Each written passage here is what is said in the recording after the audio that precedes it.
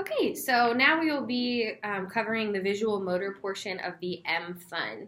And so for this video, Rachel will be role playing an OT, and I will be role playing a 4-year-old client for some of the assessments. And it's important to note that there's two different administration directions depending on the age of the child. So because the client is a 4-year-old, we will be using the administration direction and the workbook for children ages 4 to 7 and 11 months. So to begin, we will just be doing a practice round before doing a series of other visual motor tests. And we start by doing a practice round for a maze type of thing. So first I'm just going to place that pen on the table in front of the child, and we're just going to role play what this looks like. So this bunny wants to find its carrot. Let's help her find it. When I say go, start here. So now I want you to draw a line so the bunny can get her carrot. Don't cross the lines and find the way to the carrot. And I'll give the child 30 seconds to achieve this task. All right, go.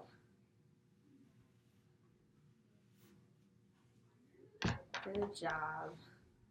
Okay, so if the child could not complete that task, we would not do the series of 3 other maze activities, but since the child was able to complete that task, now we would do the rest of them. So now we're just going to talk through some of the other activities in this workbook.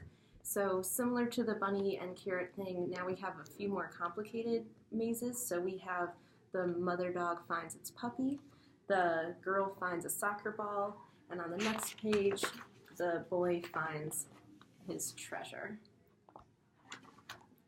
And for the scoring of those, we're checking to see their grasp on the pencil, and we also look at their motor accuracy, see how many lines are crossed, and then also their motor planning. We want to see if the child was able to plan their route and get to where they wanted to be.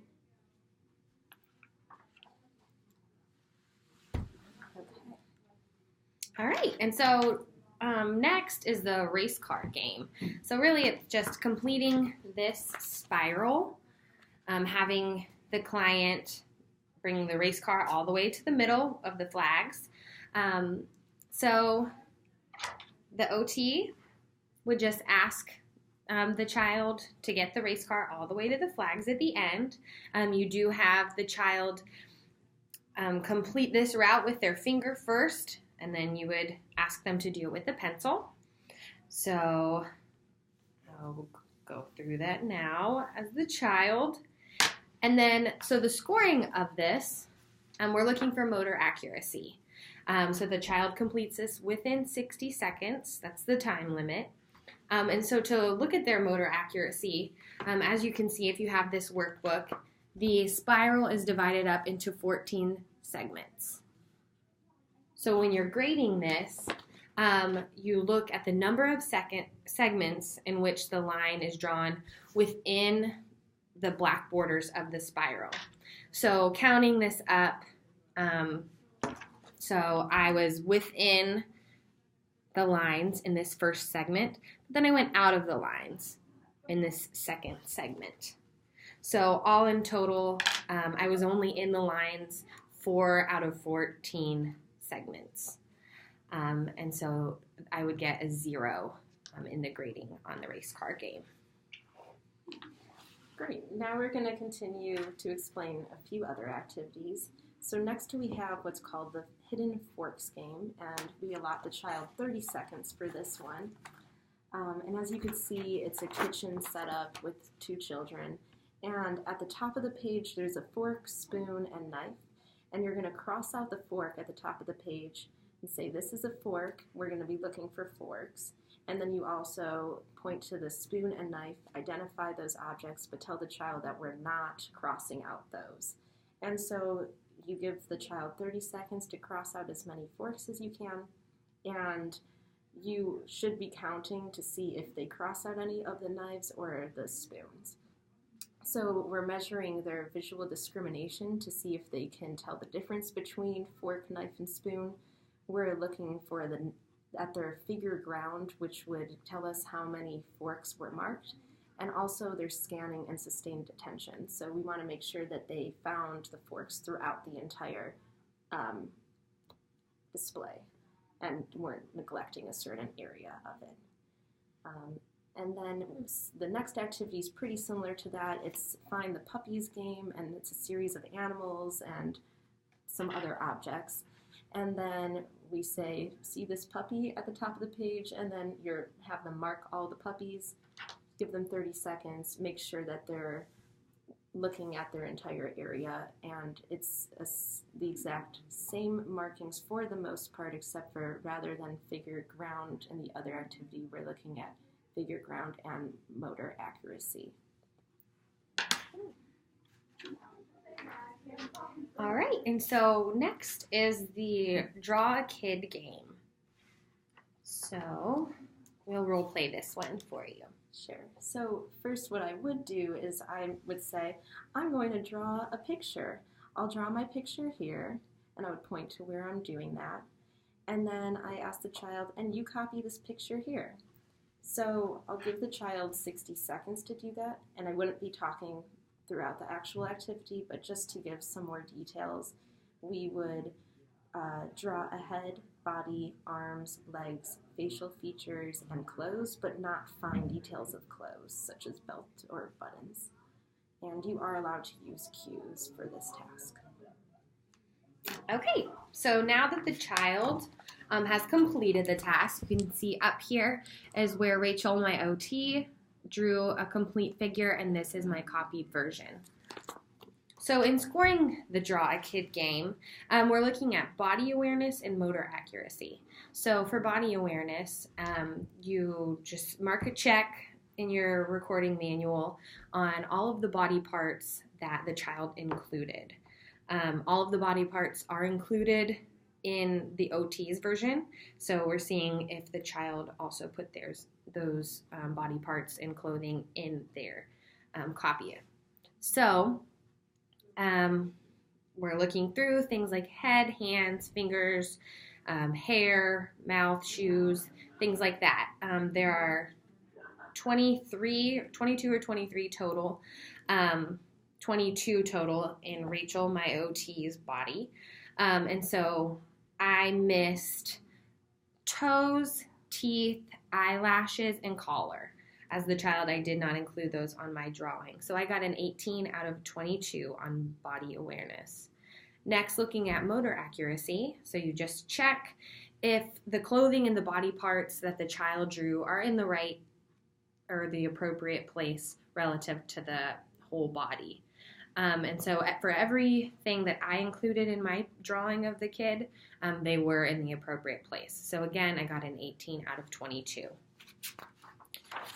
So next, looking at body awareness a little bit further. So you want to see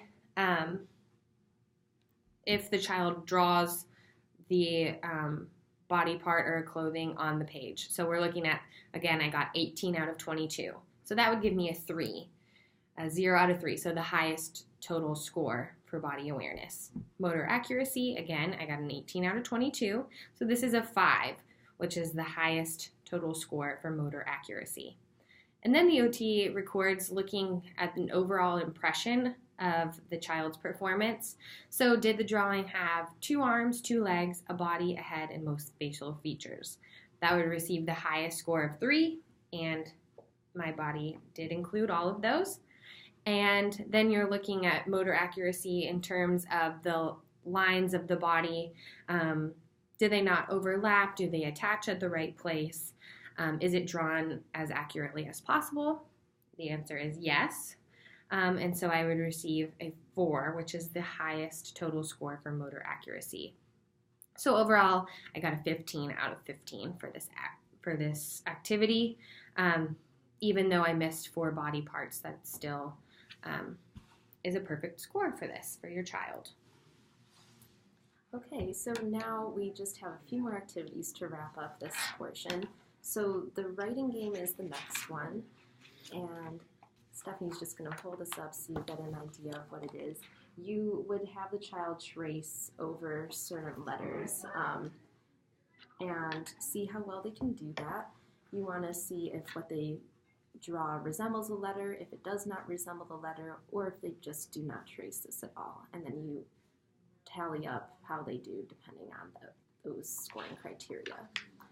Toward the end of that, eventually the letters turn into words. So you pay attention to that as well.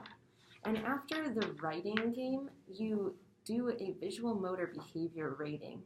And so that's just looking at all of the child's behavior during the workbook activities.